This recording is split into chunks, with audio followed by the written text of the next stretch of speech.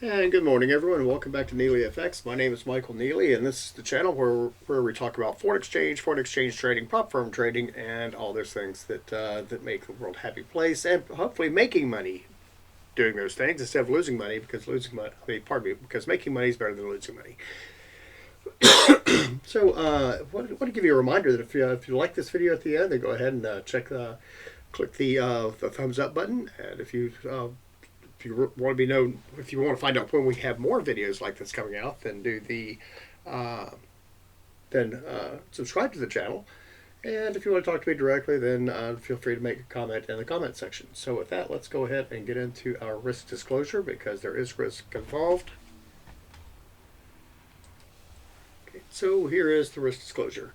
This channel is for educational and entertainment purposes only and does not constitute trading or financial advice. I'm a professional trader, not a broker, trading my own capital. I do not solicit funds, manage client accounts, nor do I hold CFTC or NFA registration. Forex trading is highly speculative with a high risk of losing some or all of your investment capital. Only trade with funds you can comfortably afford to lose. And here's the CFTC risk disclosure. Forex trading carries a high degree of risk and may not be suitable for all investors. The high degree of leverage can work against you as well as for you. Before trading Forex, consider your investment objectives, experience, and risk appetite. You could sustain a loss of some or all of your investment capital. So with that, let's go ahead and get into what happened yesterday, because it's Saturday. We don't have anything trading today, so we don't have to worry about a lot of things. So go ahead and so here we have it. We have the unemployment change in Canada. Look at that, minus 83.9 thousand. That's almost mimics the United States, minus 92,000 on the last FOMC, probably the last NFP report, which was last week. So it appears that the job market is drying up in both the United States and Canada, which is very strange. Let's see, Canadian unemployment only went up to 6.7%. I think here it went up to 4.5, maybe. I don't pay attention to the employment rate anymore. Unemployment rate unless it goes like 10%, because what matters a lot in that is the participation rate, because you've got a lot of people that are just sitting on the couch saying they're not going to get a job. Capacity utilization went up. That's one of my favorite indicators, back from when we had an industrial economy.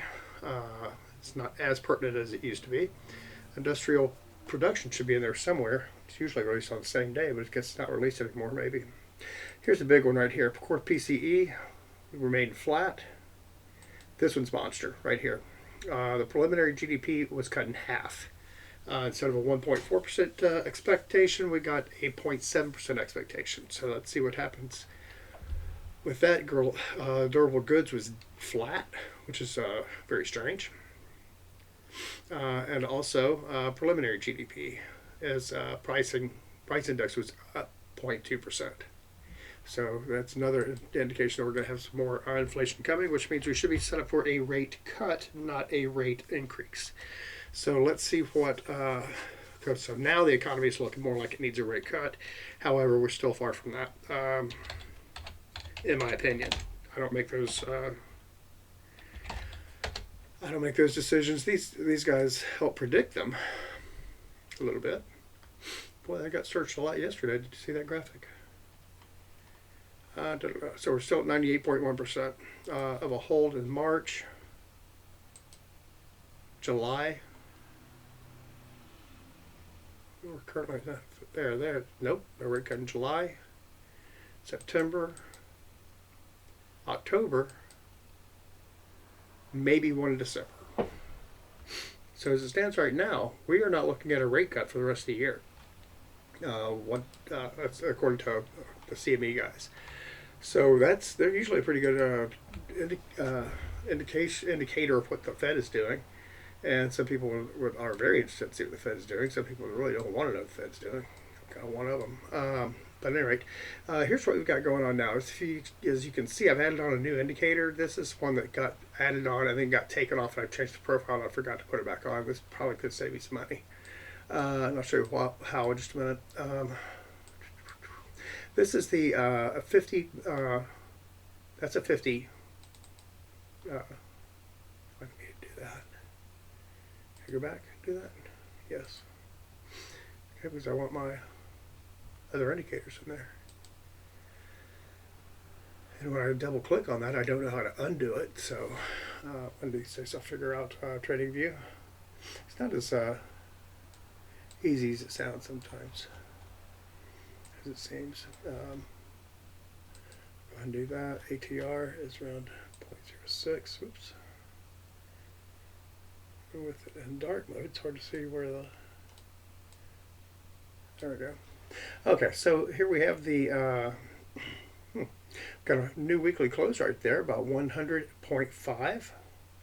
It's very similar to this weekly close back here on May of 2025. Would be the highest since May of 2025. This is going to be a very significant turnaround point for the USD, or for the DXY for that matter. We'll see how that pans out, but we're looking at the.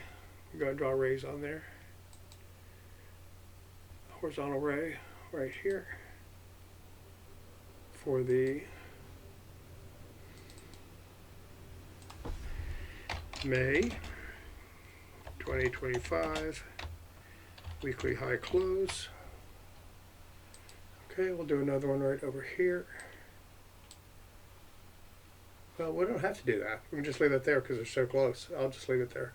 I can see where that wick ends. It literally bounced off at a couple of points and came back down. So we'll see how that turns out. Euro versus the pound. It was looking like we were going to get a turnaround on this yesterday. That turnaround was quickly beat down. So we're getting an indication of a reversal, but it's not quite solidified yet. We'll see how that works out. As far as the 50 and 200, I'm going to be paying more attention to these moving averages. According to this, we're going to be looking at a sell-off. According to what that says. We'll see if that continues into Monday, but right now it is way too close to even consider trading that on either direction. Euro versus the dollar, the daily chart. We are way down. Let's look at the 4-hour chart on that. This is one that I tried to trade yesterday unsuccessfully, and that didn't work out. And according to this, I was trying to do a buy on a turnaround. Nope, not having it. Look at that. 200-day and 50-day moving averages are so far apart. The only logical trade is a sell on that. Let's go to the dollar versus the yen. Again, vice versa. This is we're up to 159.76. This would have been the trade yesterday, but I did not take advantage of it because this is put these in late in the afternoon. According to the moving averages, this is going to be off to the races. MACD, everything. It's not even oversold yet. Am I saying that correctly? Yeah, it's not even oversold yet. So the dollar versus the yen is still the trade to do right now. I've totally missed that one. I've also put some more lines in here too, since I did not do well yet this past week. So just because I'm a professional trader does not mean I can't lose money, because I can't lose money. I didn't lose enough money to make me want to quit or have to go do something different or something like that. But a little discouraging at times, but that's okay. So here I've been trying to trade the bounce on the pound versus the dollar, and as you can see, it broke through my my trend line right here. I'm gonna pretty much take that one out. That one's nullified, and it's just straight down. And I've been trying to trade it up, which is not a good idea. I did not trade it up that much, but I did. Again, it didn't cost me a challenge or anything, but I'm just not paying attention to what I should have been paying attention to. I got caught up in this area right here thinking it was a turnaround when it was a consolidation. So here we have the dollar versus the yen. Again, this is the sell signal on the 4-hour. It was way up here at 135.64. I've been trying to trade it up since 134 in this area. So I didn't trade it up for long, but I definitely did not get caught up in this. But the it's just a junior mistake I should not have made. Let's see, pound versus the yen, straight down. Don't have that turnaround signal on there yet on the 4-hour. Go back to the daily. Daily, it's ugly. Well, I mean, depending on what you call ugly. Got a long ways to go before it's a reversal, though. That's the thing about trading the yen versus the pound versus the yen, is that it's an extreme currency. It kind of goes up and down all over the place. Got ATR, and ATR is even all over the place. He's even off scale. Okay, tighten up a little bit. There you go. Again, MACD is showing up. It hasn't turned here on the MACD yet. Looks like it possibly could if we get another downward day. If we get down around 210, we could start seeing more of a sell-off on that, at least down to 208. So might be good to get into a sell on that one now. May not be, depends on what the Japanese do. Euro versus the yen, again, a lot of resistance right there, and it is not necessarily coming down. Pardon me, it's not certainly not going up, but it is certainly not going up. It looks like it's about to break through its what do you call it? A trend line. If I drew one for the lows,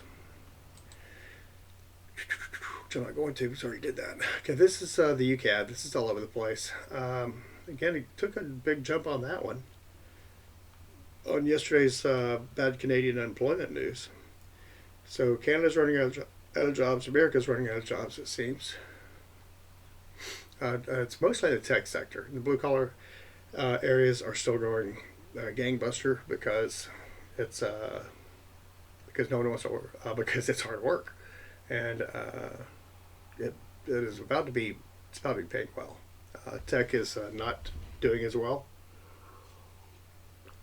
with AI replacing a lot of employment. There's also an argument that the entire tech industry is bloated, so with useless employees. But that's neither here nor there. I remember when I was working in software development agencies and web development agencies and running my own agency. I was the only employee in my agency, but in the ones I was working in, there were a lot of guys hanging around that really I didn't see what they were doing. But anyway, Aussie versus it seemed like more of a popularity contest than a skills contest to me. And my not being a very popular guy did not last long working in other agencies. Aussie versus the dollar, quite frankly. Here we have the big sell-off. Continuing yesterday, it broke the 70, down around 69.8. Could see this one coming further down as the Iran conflict continues, and China starts wondering where its oil is coming from. I think that we are negotiating with China to set up trade routes, but who knows? Not my monkey, not my circus, as it were. Gold.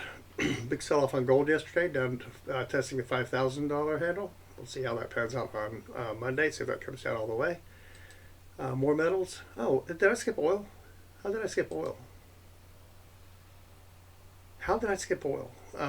Canada selling off, or Canada versus the yen selling off a little bit, the big rebound on that. Here's oil. How did I miss oil? Miss the commentary on oil. Look at that.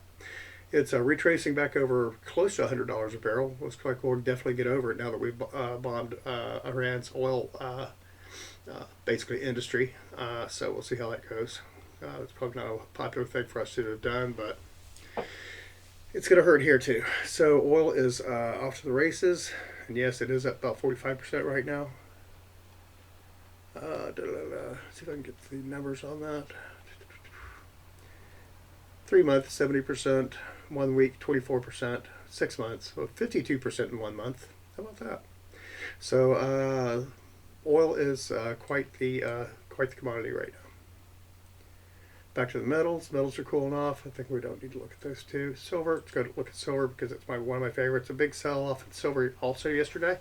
So we're looking at 80 and a half now on silver, with the price of crude oil costing more than an ounce of silver now.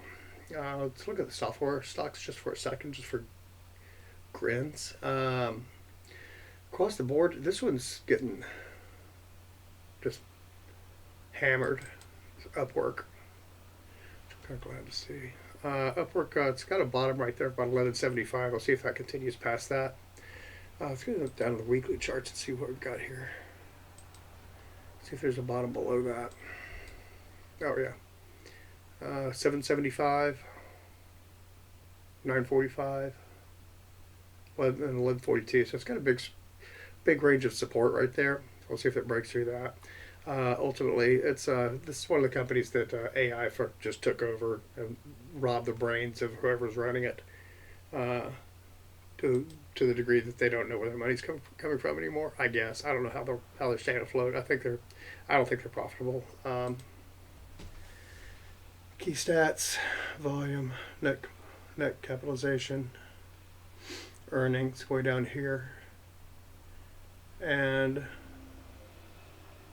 I think the green dot is profit, and it looks like they stopped being profitable here. Oh, that's actual versus estimate. So let's pull this up real quick.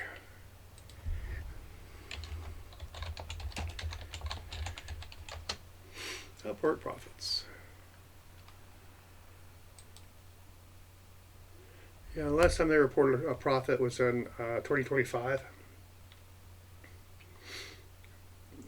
Record full year 2025 revenue of 778 million, fourth quarter revenue, and a net income of 15.6.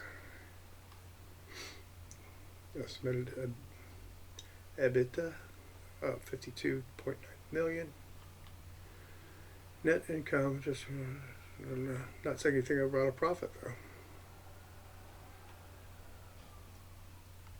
What is GAP?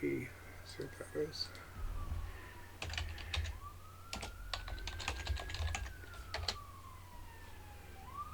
Oh, yeah. Well, better yet, just do it this way. Is for profitable Upwork stock profitable. Profitable company.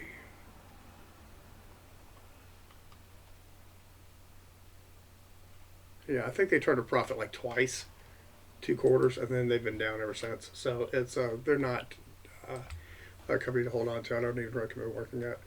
It's just, especially if you're in the United States, you're going to get crushed. Unless it's something that's so specific and you've got clients you can bring into the platform, then it can work. But it's see how that works. My clients wanted to stay out of Upwork because Upwork would cost them money, and that's the thing about bringing your clients into Upwork. I don't have to worry about them anymore because I'm not in that business anymore. I still build software, as we'll be able to see soon, coming up here.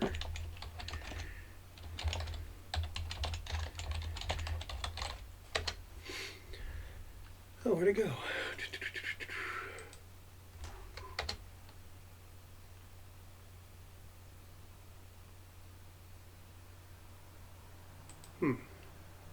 I get the, I think I did. I got the domain wrong. Oops, there it is. Here's my baby. Well, the thing I'm working on right now is not really my baby. Excuse me. So I'm still building software, and we're still working on this. As you can see, I have it built in Laravel, and we'll be rolling this out in the next few weeks, maybe. As progress goes on. So with that is all I've got for today. Let's go back on a chart. A chart that we like to look at called the silver. Let's look at silver. And that's all I've got for today. If you like this video, then by all means hit the thumbs up button. If you want to see more of these videos, then subscribe to the channel. And lastly, if you want to talk to me directly, then put some comments in the comments section, and I'll respond to you as soon as I can. So you guys have a great one. Talk to you later. Bye.